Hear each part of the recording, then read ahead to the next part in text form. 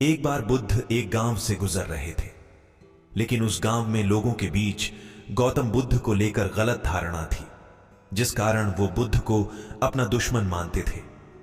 जब उस गांव में बुद्ध आए तो गांव वाले उन्हें बहुत भला बुरा कहने लगे और बदुआएं देने लगे, लेकिन इसके बावजूद भी बुद्ध गांव वालों की बात शांति से मुस्कुराकर चुपचाप सुनते रहे।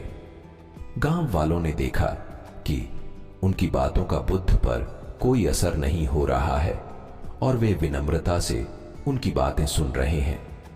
गांव वाले जब बोलते बोलते थक गए तो आखिर में बुद्ध ने कहा कि यदि आप सभी की बातें समाप्त हो गई हो तो मैं अब प्रस्थान करूं। बुद्ध की बात सुनकर गांव वाले हैरान रहे, लेकिन उस भीड़ में एक व्यक्ति ने बुद्ध से कहा कि हमने तुम्हारी कोई प्रसन्नता नहीं की है, हम तुम्हें बधुआएं दे रहे हैं, क्या तुम्हें इससे कोई फर्क नहीं पड़ी अचता? बुद्ध मुस्कुराते हुए बोले, जाओ, मैं आपकी गालियां या बद्दुओं को लेता ही नहीं। आपके द्वारा दी गई गालियों से भला मेरा क्या होगा? जब तक कि मैं आपकी गालियों को स्वीकार ही नहीं करता, इसका कोई परिणाम ही नहीं होगा। जानते हैं, कुछ दिन पहले एक व्यक्ति ने मुझे बहुत सारे उपहार दिए, लेकिन मैंने उसे लेने से मना कर दिया।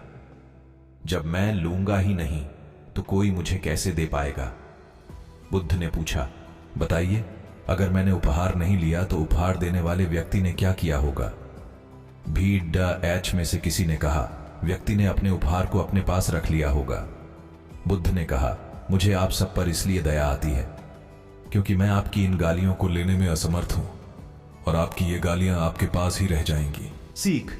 भगवान गौतम बुद्ध के जीवन से जुड़ी इस कहानी से यह सीख मिलती है कि हम अक्सर अपने दुखों का कारण दूसरों को समझते हैं, लेकिन असल में यह हम पर ही निर्भर करता है कि हम वास्तव में क्या लेना चाहते हैं, खुशी या गम, उदासी या मुस्कान। यकीन मानिए, ये छोटी सी कहानी जीवन में एक बड़ा बदलाव ला सकती है।